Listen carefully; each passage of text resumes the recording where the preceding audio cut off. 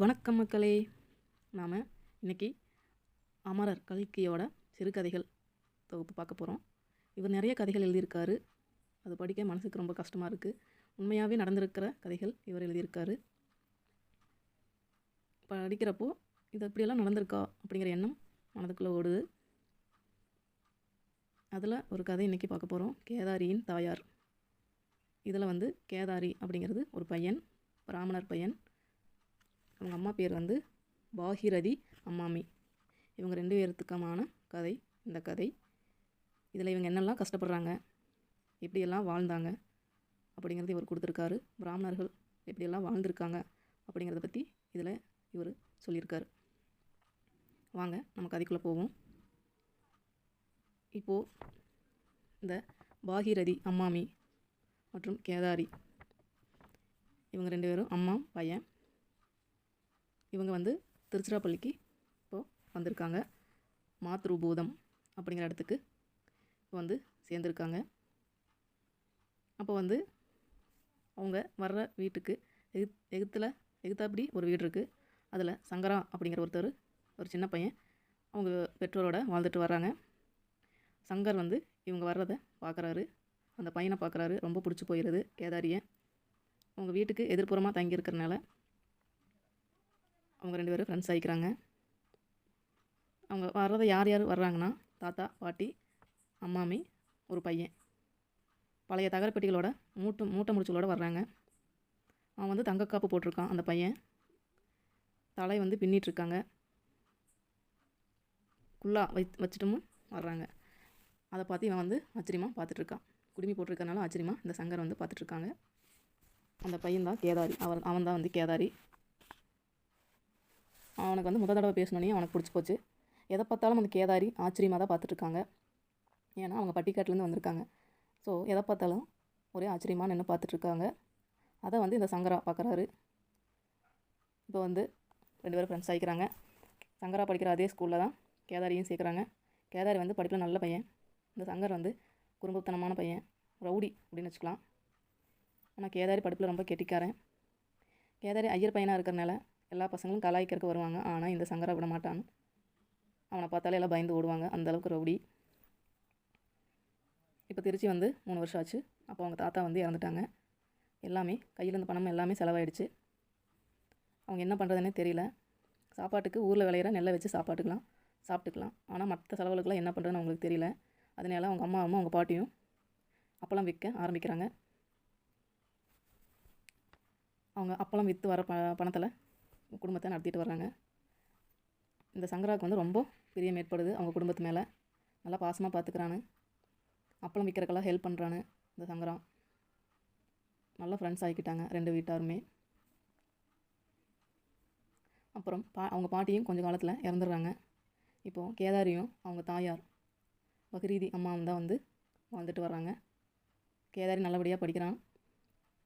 முழுமையாக பாஸ் ஆகிட்டான். பிஏ பரீட்சையில் ஃபஸ்ட்டு கிராஜுவேஷனாக பட்டம் பெறுறான். ஆனால் இந்த சங்கரா ஃபெயில் ஆகிட்டான்.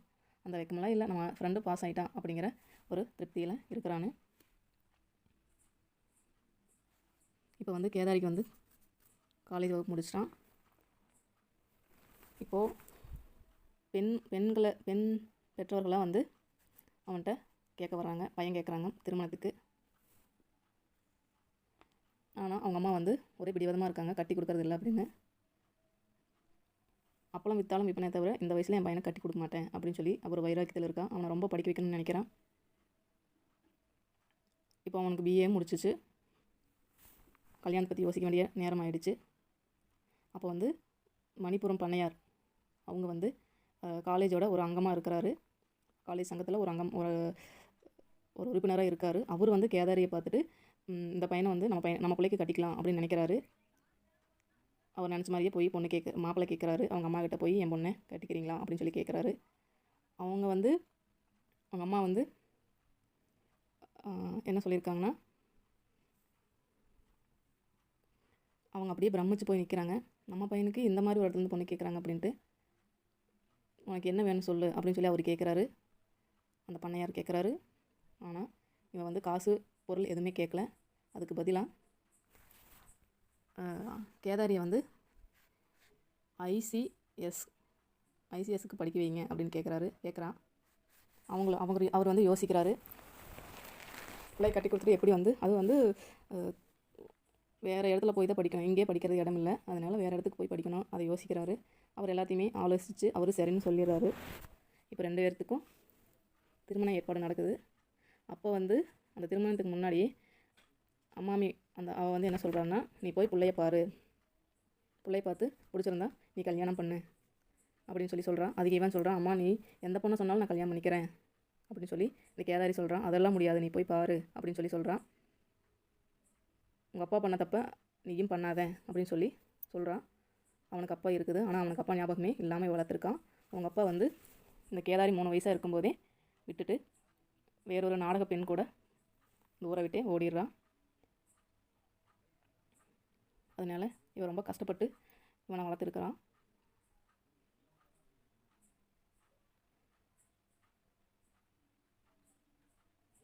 அப்புறம் அப்போ தான் இவங்களுக்கே எல்லா விஷயம் தெரிய வருது. அவனுக்கு அப்பா இருந்திருக்காங்க, அவன் இந்த மாதிரி ஓடி போயிட்டான் வேறொரு பொண்ணு கூட, அது நாடகக்காரி கூட ஓடி போயிட்டான் அப்படிங்கிற விஷயம் தெரிய வருது. இதை நினச்சி அவன் ஒரு 6 வருஷமாக ரொம்ப கஷ்டப்பட்டுருக்கான். ஊரில் எல்லாருமே வாழா வெட்டின்னு பேசியிருக்காங்க. எல்லாத்தையுமே சகிச்சுக்கிட்டு இவன் வந்து தன்னோட பையனை வளர்த்திருக்கான். அவர் எங்கே இருக்கிறான்னே தெரியல. இலங்கை, பர்மா, சிங்கப்பூர் அப்படின்னு ஊராக சுற்றிட்டுருக்கிறாரு. ஆனால் இந்த பாகிரதி அம்மாவுக்கு வந்து அவரை பற்றி ஞாபகமே இல்லை. அவரை பற்றி நினைக்கிறதே விட்டுட்டா. எல்லா ஆசையும் இப்போ யார் மேலே இருக்குன்னா இந்த கேதாரி மேலே தான் இருக்குது. அவனை எப்படியா நல்லபடியாக படிக்க வைக்கணும், கல்யாணம் பண்ணி வைக்கணும் அப்படிங்கிற ஒரு திங்கிங்கில் தான் இருக்கான். அவங்க அப்பா பற்றி திங்கிங் இல்லை. இப்போ வந்து அவங்க அப்பா ஓடி போனோடனே அவங்களோட அம்மா அப்பாவுக்கு பகிரீதி அவங்க அம்மா அப்பா வர்றாங்க. அவங்கள போய் கிராமத்துக்கு கூட்டிகிட்டு போகிறாங்க. அங்கே கொஞ்ச நாள் இருக்காங்க. கொஞ்ச நாள் இருந்துட்டு ஒரு 5 வருஷத்துக்கு அப்புறம் மறுபடியும் இங்கே திருச்சிராப்பள்ளிக்கு வராங்க இவனை படிக்க வைக்கிறதுக்காக. அதுக்கு தான் இங்கே வந்திருக்காங்க. இப்போ தான் அந்த சங்கரனுக்கு எல்லா விஷயம் தெரிய வருது, ஏன் இங்கே வந்தாங்க அப்படின்னு சொல்லி எல்லா விஷயமே தெரியுது. அப்போது எல்லாத்தையுமே கேட்டு அந்த பெண்ணை இப்போ பார்க்க போகிறாங்க. இப்போ யார், சங்கராவும் கேதாரியும் இப்போ வந்து போகிறாங்க. அந்த பெண் பார்க்குற வீட்டுக்கு போகிறாங்க, பெண் இருக்கிற வீட்டுக்கு போகிறாங்க. பார்த்தா பெண் வந்து ரொம்ப அழகாக இருக்கா, கிளி மாதிரி இருக்கா அந்த பெண்ணு. 13-14 வயசு தான் இருக்கும் அந்த பிள்ளைக்கு. கல்யாணம் பார்க்குறாங்க. கல்யாணம் சிறப்பாக நல்லபடியாக முடியுது. கேதாரியும் வந்து படிக்கிறதுக்காக வெளியூர் போகிறாங்க. அப்புறம் வெளியூர் போனதுக்கப்புறம் இவங்க வந்து எங்கள் வீட்டிலே இருங்க அப்படின்னு சொல்லி பாகிரதியை கேட்குறாங்க. ஆனால் அவன் வந்து மறுக்கிறான். நான் இங்கேயே இருக்கிறேன், என்னோடய தங்கச்சி பிள்ளைகளை பார்த்துட்டு நான் இங்கேயே இருக்கிறேன் அப்படின்னு சொல்லிட்டு மறுக்கிறான். ஆனால் அப்பளம் போடுறது மட்டும் விட்டுட்டான். அது வந்து கௌரவ கோச்சில் இருக்க சம்மந்திக்கு அப்படின்னு சொல்லிட்டு அப்பளம் போடுறதை விட்டுட்டான். இப்போ வந்து என்ன நடக்குதுன்னா, இப்போ கேதாரி வந்து 7-8 மாதங்கள் ஆச்சு. அவன் வந்து படிக்கிறதுக்கு போயிட்டான். 7-8 மாதம் ஆயிடுச்சு. இப்போது அந்த நரசிம்மையர் வீட்டிலேருந்து ஒரு கடிதம் வந்திருக்கு. நரசிம்மையர் வீட்டுக்கு ஒரு கடிதம் வருது. அதை வந்து சங்கரா வந்து போய் படித்து காட்டுறான். அதில் வந்து என்ன எழுதியிருக்குதுன்னா, சுந்தரராமையர் அவங்க அப்பா எழுதியிருக்கிறாரு, என்னோட மகனை உங்கள் பொண்ணுக்கு கொடுத்துருக்கிறதா கேள்விப்பட்டேன், ரொம்ப சந்தோஷம். நான் இப்போ வந்து திருச்சியில் இருக்கிறேன், வர்றதுக்கும் கூட காசு இல்லை, அதனால் எனக்கு வந்து நான் வர்றதுக்கான காசு எனக்கு போட்டு விட முடியுமா, மணி ஆர்டர் போட்டு விட முடியுமான்னு கேட்குறான் அப்படின்னு எழுதியிருக்கேன் அந்த லெட்டரில். அப்புறம் இது நிஜமாக இருக்குமா அப்படின்னு சொல்லி அவர் கேட்குறாரு, அந்த நரசிம்மையர் கேட்குறாரு. இது நிஜமாக இருக்கலாம்னு தோணுது, நான் எதுக்கோ போய் அம்மாமிக்கிட்ட ஒரு வார்த்தை கேட்டுட்டு வந்துடுறேன் அப்படின்னு இந்த சங்கரா கடிதத்தை எடுத்துகிட்டு வர்றாரு. இப்போ அந்த கடிதத்தை அவர்கிட்ட கொடுக்குறாரு. கண்ணீர் விடுவான் அப்படின்னு நான் பயந்துட்டு இருந்தேன். ஏன்னா ஹஸ்பண்ட் இப்போ கணவன் லெட்டர் எழுதியிருக்கிறாருன்னா நம்மளுக்கு கண்ணீர் வரும், பார்க்கலான்னு எண்ணம் இருக்கும் அப்படின்ட்டு இவன் நினச்சிட்டு போகிறான்னு. இப்போ என்ன நடக்குதுன்னா அது எல்லாமே நடக்கலை. கடிதத்தை வந்து அவர்கிட்ட படித்து காட்டுறான்னு சங்கரா. பார்த்துட்டு இது அவரோட கையெழுத்து தான் அப்படின்னு சொல்லிட்டு சொல்கிறான். அப்புறம் மௌனமாக இருக்காங்க. அவன் அழுகவே இல்லை. நரசிம்ம ஐயர் வந்து பணம் அனுப்பதாக சொல்கிறாரு, நம்ம என்ன பண்ணலாம் அப்படின்னு சங்கரா கேட்குறாரு. அதுக்கு அவள் உள்ளே அவசர அவசரமாக போய் தங்கிட்ட இருந்த 80 ரூபா நோட்டுகள் வந்து எடுத்து வந்து சங்கரா கிட்ட கொடுக்குறான். அது வந்து அப்பளம் விற்று வச்சுருந்த பணம், மீதி வச்சுருந்த பணத்தை அவன் எடுத்து அவங்ககிட்ட கொடுக்குறான். இதை அனுப்பிட்டு அந்த கடிதத்தில் இங்கேயே வந்து சேரு, நம்ம வீட்டுக்கே வர சொல்லு அப்படின்னு எழுது அப்படின்னு சொல்கிறான் இந்த அம்மாமி. அவனும் அதே மாதிரி எழுதி அனுப்புகிறான். அதுக்கப்புறம் ரொம்ப ஒரு கொடுமையான விஷயம் நடந்திருக்கு. என்னென்னா, அந்த மணியார் அனுப்பிச்சு 10 நாள்லேயே மறுபடியும் திருப்பி வந்துருச்சு. அந்த அந்த விலாசத்துக்கு அனுப்புனது மறுபடியும் திரும்பி அவங்க வீட்டுக்கே வந்துருச்சு. ஏன்னா அந்த சுந்தரராமையர் வந்து இறந்துட்டார் அப்படின்னு சொல்லி பதிலுக்கு லெட்டர் எழுதி அந்த மணி ஆர்டரையும் வச்சு அனுப்பி வைக்கிறாங்க, காசையும் வச்சு அனுப்பி வைக்கிறாங்க. அவர் இறந்து எல்லா வேலையும் முடிஞ்சிச்சு, நாங்களே இங்கே பண்ணிட்டோம் அப்படின்னு சொல்லி அதில் எழுதியிருக்கிறாங்க. 18 வருஷமாக புருஷனை கண்ணாலும் கூட பார்க்கல. ஆனால் துக்கம் தாங்க முடியல. 10ஆம் நாள் என்ன செய்யணுமோ அதெல்லாமே செய்கிறாங்க. பிராமணர்கள் வழக்கத்தில் என்னென்ன செய்யணுமோ அதெல்லாமே செய்கிறாங்க. இதை பற்றி அவங்க பையனுக்கு சொல்லக்கூடாதுன்னு சொல்கிறாங்க. எப்படியோ கொஞ்ச நாள் ஆகுது. இப்போ பையன் வந்து பிஏ பாஸ் செஞ்சுட்டு வேலைக்கு படிக்க போனான் இல்லையா, அவனும் திரும்பி வரான். அதுக்குள்ளே சங்கராமும் வந்து பிஏ பாஸ் செஞ்சு ஒரு இடத்துக்கு போயிடறாங்க. இப்போ அவங்க சங்கரா வர்றதுக்கு முன்னாடியே அவங்களுக்கு வந்து லெட்டர் எழுதி அனுப்பிக்கிறாங்க. ஆனால் அது அவன் கையில் கிடைக்கிறதுக்கு முன்னாடி அவன் அவசர அவசரமாக பெறப்பட்டு ரயிலில் வந்துட்டான். கப்பலில் வரதை விட்டுட்டு ரயிலில் வந்துட்டான்னு. இப்போ வீட்டுக்கு வரான்னு சங்கரானை கட்டி பிடிச்சி அப்படியே இழுத்துட்டு போகிறான்னு, கழுத்தில் கையை போட்டு இப்போ அவங்க அம்மாவை தேடிக்கிட்டு போகிறான். அம்மான்னு வீட்டுக்குள்ளே போகிறான். அப்போது அவங்க அம்மா உட்காந்துருக்கிறத அவன் பார்க்கல. அவங்க அம்மாவை தேடிக்கிட்டு சமையல் அறைக்குள்ளே போகிறான். அதுக்கப்புறம் சங்கரான் சொல்கிறான், டேய் அம்மா இங்கே உட்காந்துருக்காங்க, நீ பார்க்கலையா அப்படின்னு சொல்கிறான். அப்போ அவன் அவங்க அம்மாவை பார்த்தோன்னையும் கண்கள் அப்படியே கண்ணீர் வருது. அவங்க அம்மாவை அப்போ தான் பார்க்குறான். ரொம்ப அலங்கோலம் படுத்தி வச்சுருக்காங்க. அடே கேதாரி, என்னடா இது, அம்மா இதோ இருக்கிறாள், எங்கே தேடிக்கொண்டு போகிறாய் என்றேன் அப்படின்னு கேட்குறாங்க சங்கரா. அவங்க அம்மாவை பார்க்குறாங்க. அவங்க அம்மா வெள்ளைப்படையில் உட்காந்துருக்கான். மொட்டை தலையில் முக்காடு போட்டு உட்காந்துருக்கான். தலையெல்லாம் மொட்டை அடித்து முக்காடு போட்டு உட்கார வச்சுருக்காங்க. அவன் அப்படியே உத்து பார்க்குறான் அவங்க அம்மாவை. ஐயோ அம்மா அப்படின்னு சொல்லிட்டு பயங்கரமாக கூச்சல் போடுறான். அப்படியே உட்காந்துட்டான். தலையில் கல் விழுந்த மாதிரி, இடி விழுந்த மாதிரி அப்படியே உட்காந்துட்டான் தலையை பிடிச்சிட்டு. அதை பார்த்தோன்னே அவனுக்கு என்ன செய்கிறதுனே தெரியல. ரொம்ப கஷ்டமாயிடுச்சு அவங்க அம்மா அப்படி இருக்கிறத பார்த்து. எந்த பிள்ளைக்கும் தான் அதை பார்த்தா கஷ்டம் இல்லாமல் இருக்கும் இல்லைங்களா? அந்த மாதிரி தான் அவனுக்கு ரொம்ப கஷ்டமாயிடுச்சு. இப்போ அவனுக்கு அந்த பயத்துலேயே அவனுக்கு ஜுரம் வந்துருச்சு, காய்ச்சல் வந்துருச்சு. எல்லா டாக்டரும் வந்து பார்க்குறாங்க. திருச்சிராப்பள்ளியிலேருந்து எந்த ஒரு சிகிச்சைக்கும் பலன் இல்லை. அவன் உடம்பு கொதிச்சிட்டே தான் இருக்குது, உள்ளமும் கொதிச்சிட்டு இருக்குது. ஒரே ஞாபகம் தான் அவன் மனசுக்குள்ளே ஓடிட்டே இருக்குது. அவனோட தாய்க்கு இப்படி ஆயிடுச்சே, யார் இப்படி செஞ்சாங்க அப்படிங்கிற மட்டும்தான் அவன் மனசுக்குள்ளே ஓடிட்டுருக்கு.